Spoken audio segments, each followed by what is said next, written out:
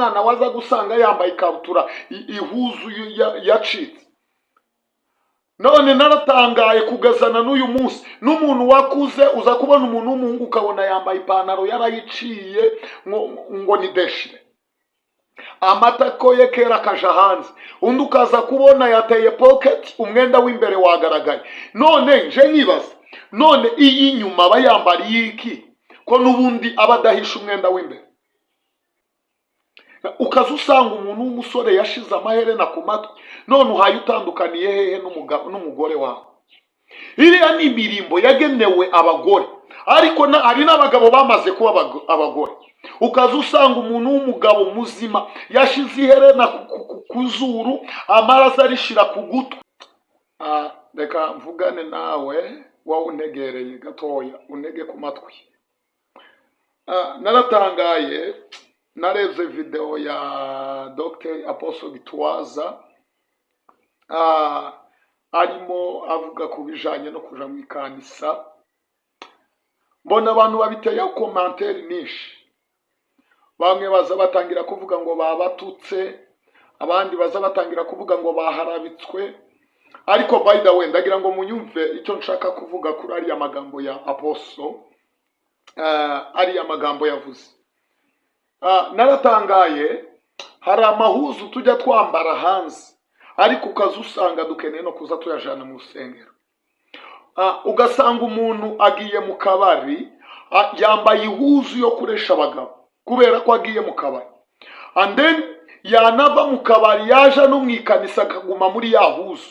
None turatandukaniriza hehe inzu y'Imana ndetse n'akabari? Ndagira ngo muntegera abantu mu nyumva. So tuza dukwiriye kubaha ahera h'Imana, tuba dukwiriye kubaha ahantu tuzi hatanga ubuzima. Biratangaje cyane yavuze ku bantu bazabaja ku gatuti bambaye amadeshile. Ukazubona naratangaye munumve neza, kera umuntu akiri umwana waza gusanga yambaye ikabutura ihuzu yacitse.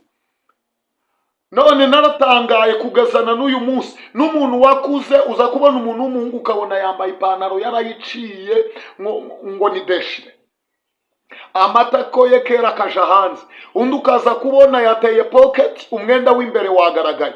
None nje nkibaza, none iyi nyuma bayambariye iki ko n'ubundi abadahisha umwenda w'imbere? Naratangaye by the way.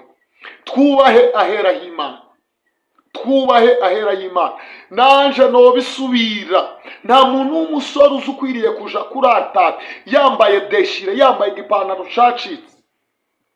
Nta nukwiriye kuja yateye pocket. Abacuranzi nibo nabonye baza babikunda cyane. Biriya rwose ntabwo muba mwubasha inzu y'Imana, mwubaha inzu y'Imana ahera hayo, ahera hayo tuhubahe nizo bikwiri. Rero abantu nabonye bashize discussion kuri Apostle kira yavuze, naje no gishigikira. Twubaha ahera y'Imana, twubaha inzu y'Imana, ndico kintu cya mbere kinezeza umutima w'Imana. Munyumve neza, apana ibyo ihuzu wambara mu kabari zo gukurura abantu, ntabwo ari zo wambara mu ikanisa. Mu ikanisa tuhubahe, hariya nahera y'Imana, kandi nuhubaha bizaguhesha umugisha. Ntimukabifate nabi, nta mutima muburimo.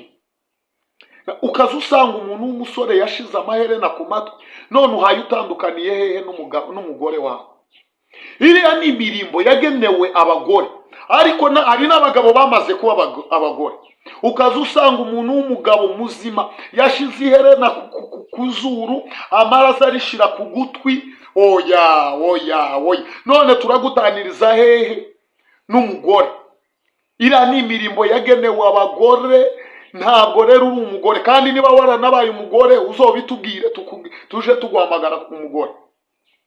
Oya, mumenya abo muri bo. Ikibyica nuko abantu batajya bisobanukirwa. Numara kumenya uriwe na plan yatumye Imana ikuzana ku isi, nibwo uzamenya ahantu ukwiriye guhagarara. Muhabwe umugisha.